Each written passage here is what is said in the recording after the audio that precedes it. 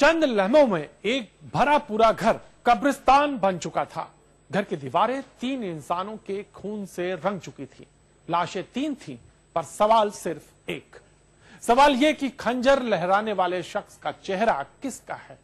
लेकिन जब इस एक चेहरे ने अपना नकाब खोला तो एक साथ 3 और नए चेहरे सामने आ गए।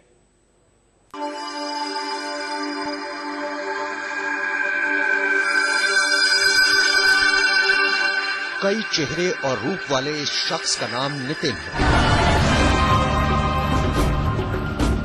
और साथ में ये है उसकी माशूका रागिनी। अब आप पूछेंगे कि वो 3 कौन थे जिन्हें नितिन ने अपने हाथों से मौत बांटी। तो जवाब सुनने से पहले अपने दिल को जरा मजबूत कर लीजिए। जी हां, नितिन का पहला शिकार कोई और नहीं बल्कि उसकी अपनी बीवी पूजा थी।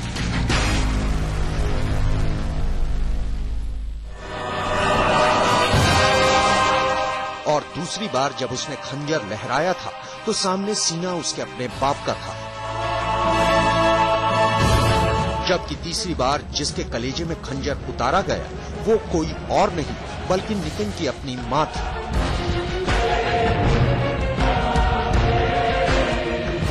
नितिन का बस यही छोटा सा परिवार था जो एक साथ इसी घर में रहता था और उसी घर को उसने अपने हाथों से उजाड़ दिया।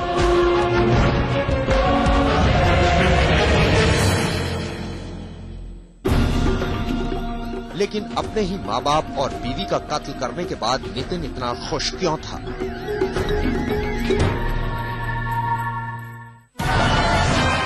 तो इसका जवाब भी मोहब्बत की इन्हीं हसीन लम्हों में छिपा है।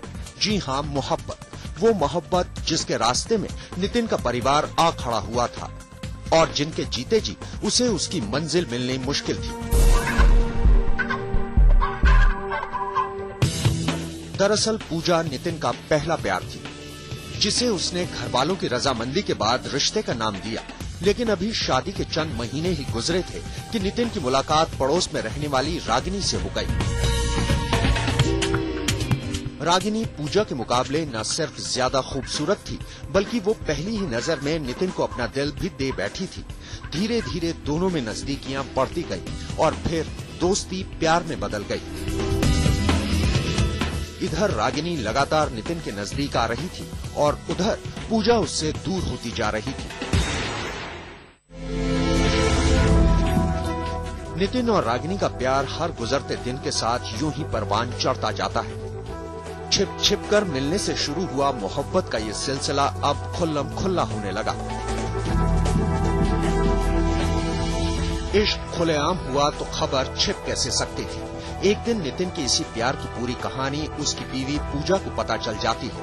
ये वो खबर थी जिसे सुनकर पूजा के पैरों तले जमीन खिसक गई। इसके बाद दोनों के बीच इस मसले पर कई बार तकरार भी होती है। वो नितिन को कई बार समझाने की कोशिश करती है लेकिन हर कोशिश बेकार साबित होती है।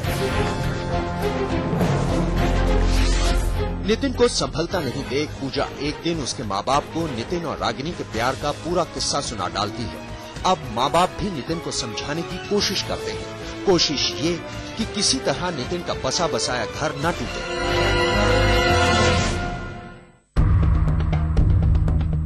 लेकिन बीवी और माँ बाप की लगातार टोका टोकी धीरे धीरे नितिन को बौखलाने लगी।